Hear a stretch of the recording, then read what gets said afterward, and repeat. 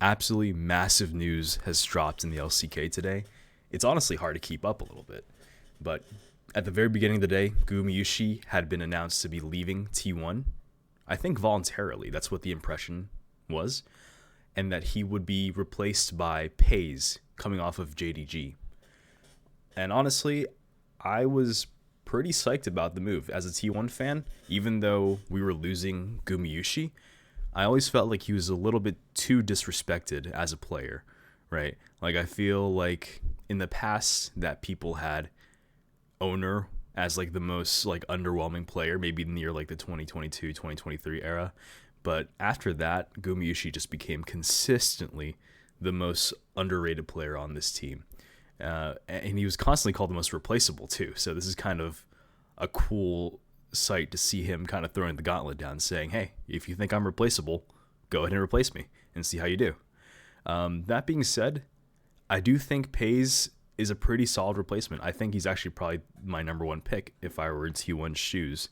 Obviously, Viper comes to mind immediately as the sort of best replacement possible and maybe the best ADC in the world, but that comes with a higher salary, which I don't think T1 are happy to pay at the moment. And it also comes with someone who's kind of not so stuck in their ways necessarily, but someone who really knows how they want to play their game. Whereas Peyz is a little bit more moldable, and T1 kind of likes to mold players to their team identity.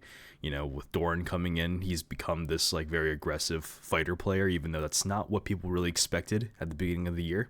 People thought that they would, hard weak side Doran, which they did occasionally, but they thought that Doran would kind of be a tank player, and then the Smash would be the person kind of being the hyper carry.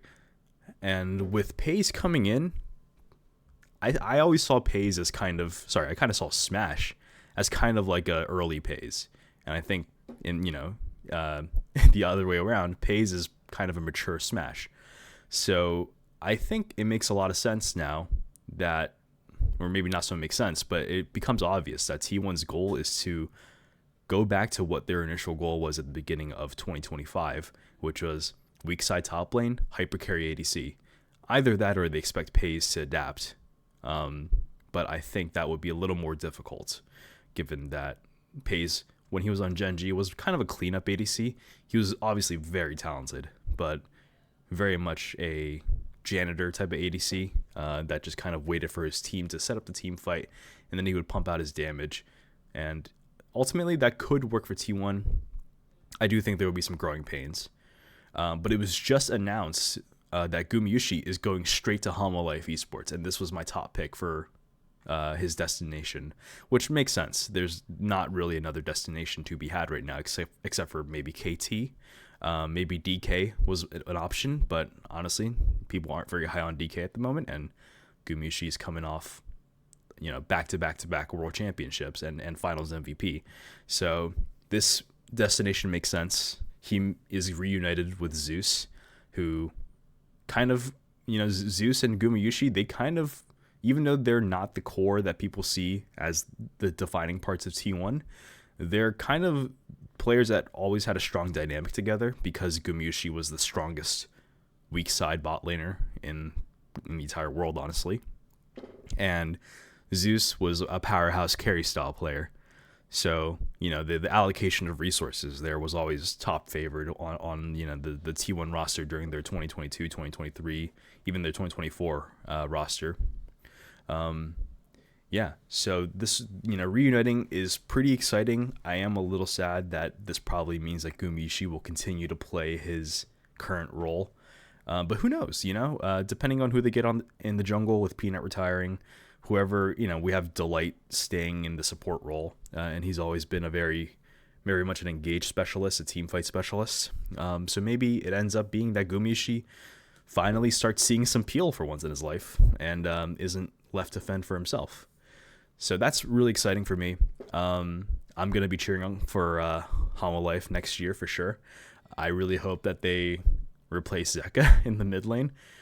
I know that BDD is still under contract, so the buyout might be difficult. But, KT I've heard is not doing too well financially these days. So maybe they would accept a buyout and trade for Zeka. Who knows? But I see this being a very strong team if they can get someone like Canyon, maybe even Kanavi. I think Tarzan has been pretty locked in. The rumors are that Tarzan is pretty locked into AL still. Yeah. So this is all overall really exciting, and it just broke as well that Smash is joining D+, and I think that's super cool. I think that's a really good move by DK, aiming while being a decent player, and definitely had a lot of strong moments in his time. Kind of feel like he had a limited ceiling still, and Smash, I thought he showed quite a bit during his time subbing in for Gumayusi, but he's also a very young player, and very moldable, and they probably got him pretty cheap, honestly. So this is a great move for DK. I think this is at worst a side grade for them.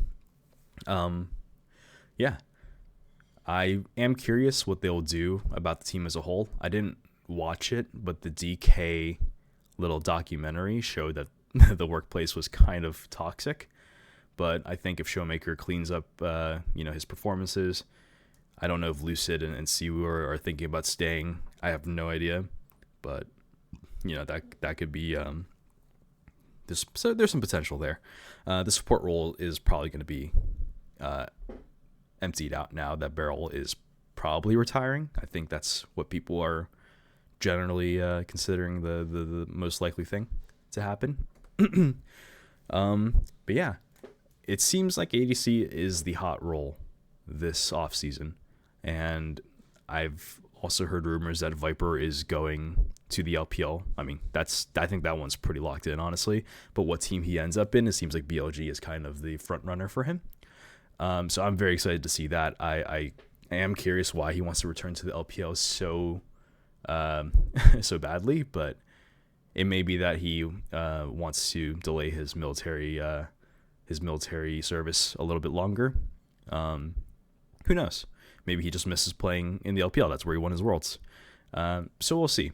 I think a lot of space is opening up in the AD carry space here. So I hope that my boy Diablo maybe sees a chance to move up in the world as well. Maybe a KT is available as a slot for him, as a home for him. But yeah, Berserker's going to Lion LCS. We'll talk more about that in the future. And Teddy's going to Bro. There's a lot of ADC moves happening, but I think there's a lot of potential here. Yeah, very excited to see what Homolife does next, though. That's the place I'm keeping my eye on the most for the time being. And T1 have already finished their roster. Genji very likely to keep the same roster, except for maybe Canyon. Canyon seems to be pretty contested at the moment, especially because his salary cap is, so he's taking a pay cut to fall under Genji. But we'll see. We'll see how all of that goes. Very exciting offseason, and we'll definitely follow up soon. But I'm really liking Homolife right now. I think T1 was going to see some growing pains. I think Genji probably needs a change at this point, even though they did so well. I think they want to aim for even higher. So we'll see how that goes. All right, I'll check in with you guys later.